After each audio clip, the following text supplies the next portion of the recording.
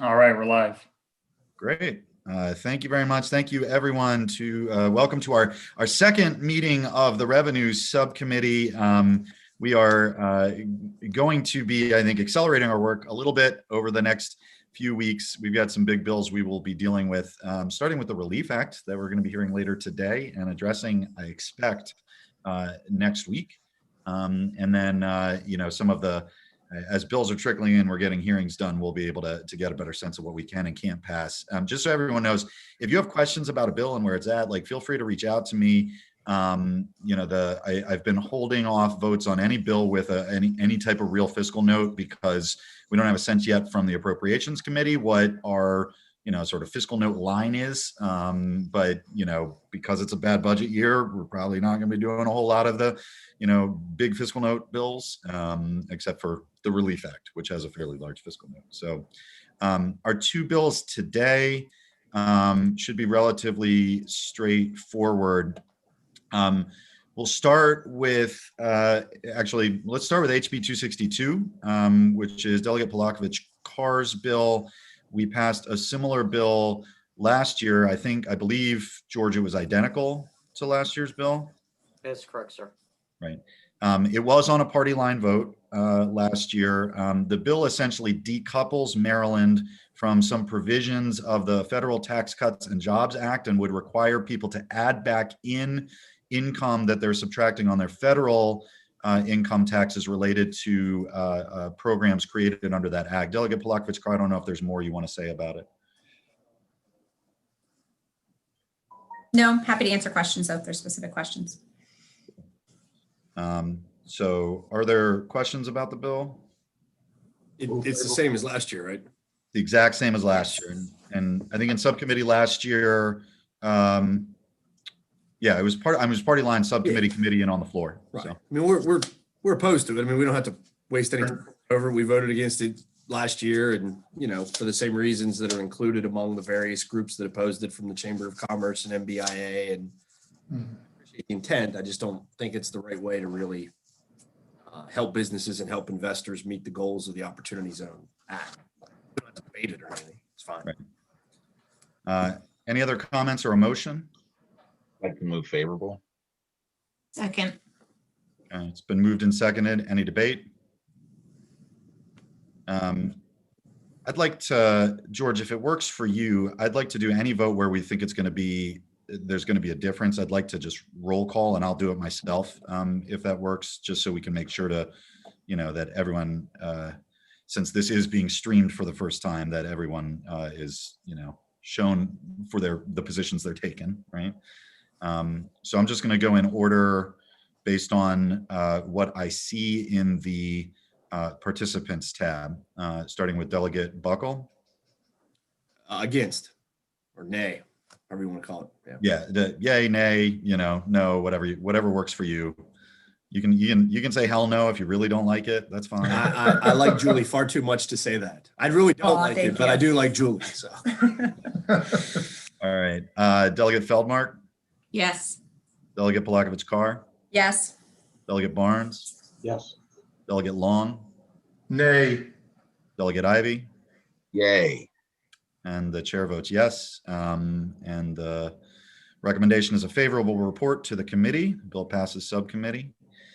The second bill is House Bill 7, which, for what I thought was going to be the tiniest bill I've ever introduced, has sucked up so much of my time over the last couple weeks.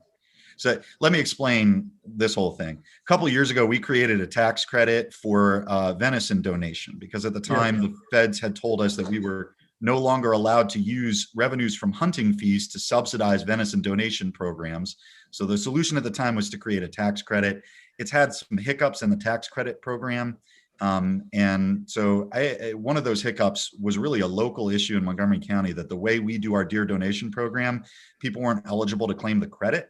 So the bill, as originally introduced, was just trying to fix that, right?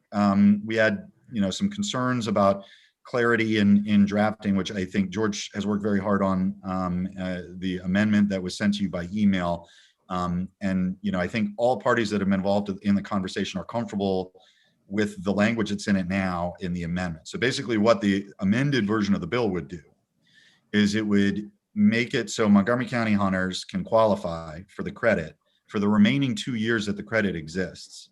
And then in 2 years, when the credit is sunsetting anyway, it will switch over to a grant program, non-mandated funding. So it's the shell of a grant program here. And that grant program then could potentially, if we choose not to extend the sunset on the credit, could take the place of the credit program. And we'd go back essentially the way we did it before the credit program, where the state provides some grant funding to the Maryland Food Bank, the Montgomery County Department of Agriculture, other folks who are essentially bearing the processing costs for donated venison, which is probably more than you all wanted to know. So the subcommittee has a couple of options here. We can go with this amendment that was sent around. We could always reject the bill. We could go with the amendment that was sent around, which both takes care of the Montgomery County problem and creates this grant program. We could slice the amendment in two. If people don't think it's not time for us to sort of discuss the grant program until we have a discussion about whether to extend the credit, and we could just do the Montgomery County portion. I'm agnostic on that. I don't know if folks have opinions or thoughts or questions.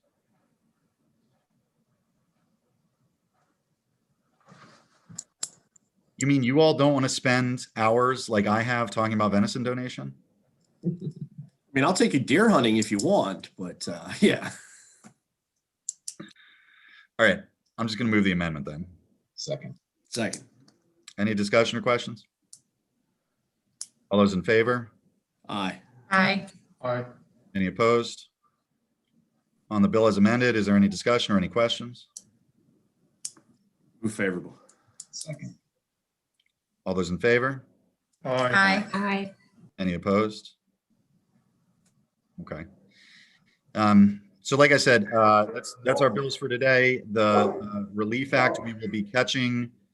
We expect the timeline on the Relief Act right now to be that the Senate will pass it on third reader on Friday. We will then catch it formally in the House on Monday. We will, then be turning it around relatively quickly because we're trying to beat a timeline in terms of getting all this done before the comptroller's office starts processing tax returns.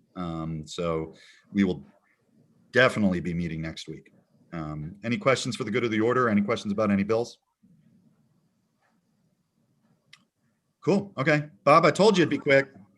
I can eat lunch. Thank you, everyone. Have a wonderful Thanks, day. I'll see you at guys. the committee hearing. Thank you.